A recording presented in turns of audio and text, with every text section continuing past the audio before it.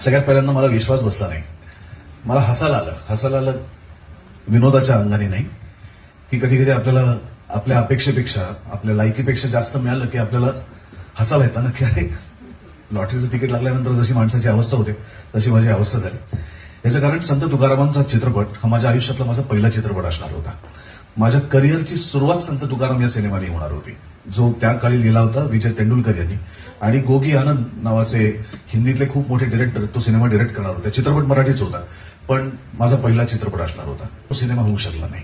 त्याच्यानंतर वेगवेगळ्या पद्धतीतनं वेगवेगळ्या माध्यमातून तुकाराम महाराज सातत्याने माझ्याकडे येत गेले. एक तुकाराम मी केला, तो विनय आपटेंनी छत्रपती शिवाजी महाराजांवरती एक हिंदी मालिका केली होती दूरदर्शनवरती. त्याच्यात तुकाराम महाराजांचे 2 सीन होते. ते मी केले कारण माझ्याकडे सतत तुकाराम महाराज येत होते. आणि पुन्हा माझ्या करिअरचं हे 25वे वर्ष चालू आहे. आज 25 वर्ष झाली मला इथे काम करून, आणि परत 25 वर्षानंतर तुकाराम महाराज पुन्हा माझ्या आयुष्यात आले. मला असं वाटतं की माझं काहीतरी देणं आहे, मी काहीतरी देणं लागतो त्यांचं.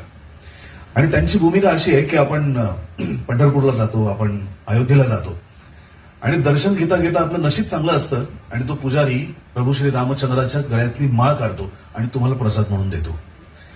तसं मी समजतो की मी पंढरपूरला गेलो होतो पांडुरंगाच्या दर्शनासाठी, आणि पांडुरंगाने हात ठेवले होते कटेवरती. त्या हातामधनं काही शब्द ओघळले.